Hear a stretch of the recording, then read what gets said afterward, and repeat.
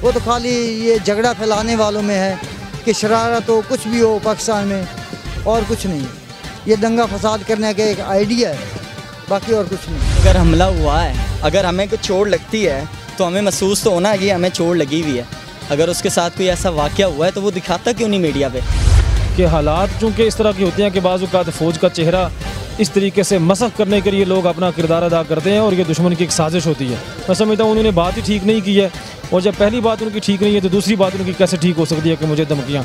ये बाज़ औक़ात धमकियों की स्टेटमेंट देने के लिए इस तरह की स्टेटमेंट दी जाती हैं ताकि सोसाइटी में उनका कोई मोराल जो है वो बेहतर हो जाए, उनकी शनाख्त कोई बेहतर हो जाए। तुम पाकिस्तान की वीडियोस देखने के लिए हमारा चैनल सब्सक्राइब कीजिए और बेल के आइकॉन पर क्लिक कीजिए ताकि आप हमारी तमाम आने वाली वीडियो से बाखबर रह सकें।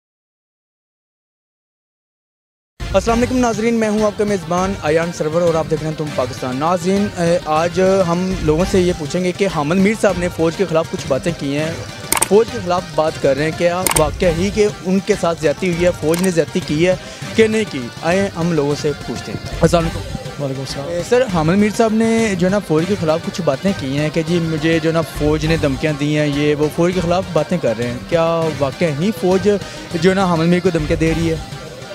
नहीं जी, पहली बात तो ये है कि देखें, इस मुल्क में फ़ौज हमारा एक मुक़द्दस इदारा है और हम ये समझते हैं कि हालात चूँकि इस तरह की होते हैं कि बाज़ औक़ात फ़ौज का चेहरा इस तरीके से मसख़ करने के लिए लोग अपना किरदार अदा करते हैं और ये दुश्मन की एक साजिश होती है। मैं समझता हूँ उन्होंने बात ही ठीक नहीं की है, और जब पहली बात उनकी ठीक नहीं है तो दूसरी बात उनकी कैसे ठीक हो सकती है कि मुझे धमकियाँ। ये बाज़ औक़ात धमकियों की स्टेटमेंट देने के लिए इस तरह की स्टेटमेंट दी जाती हैं ताकि सोसाइटी में उनका कोई मोराल जो है वो बेहतर हो जाए, उनकी शनाख्त कोई बेहतर हो जाए। मुझे नहीं लगता ऐसा कि फ़ौज होगी। क्या आपका क्या ख्याल है कि फ़ौज हमारी ऐसा कर सकती है?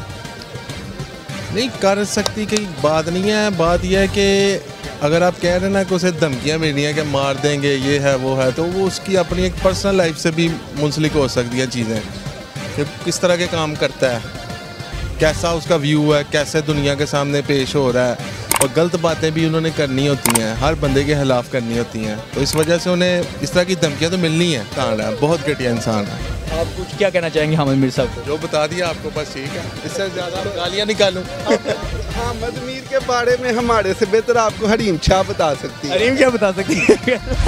अगर हमला हुआ है, अगर हमें कुछ चोट लगती है तो हमें महसूस तो होना कि हमें चोट लगी हुई है।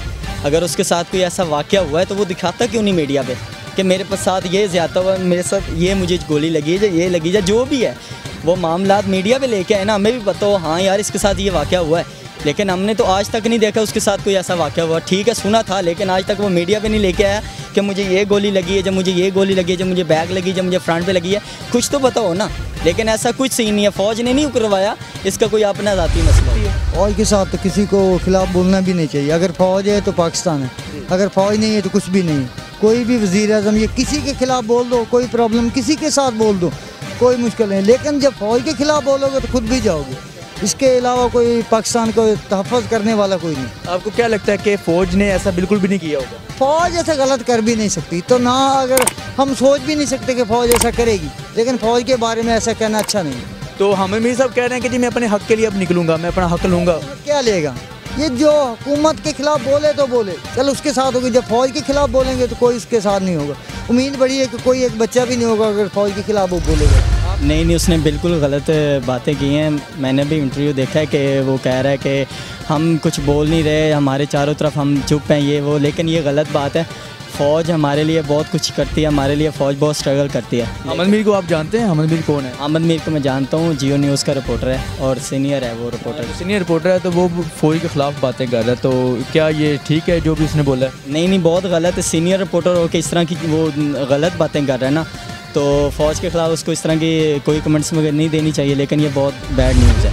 मुझे अफसोस है, हामिद मीर जैसे शख्स को मज़ीद किसी शनाख्त की ज़रूरत नहीं थी, उसे अपने दुश्मन का इंतखाब करते हुए सोचना चाहिए था। तो आपको क्या लगता है कि हामिद मीर ये सरासर झूठ बोल रहा है?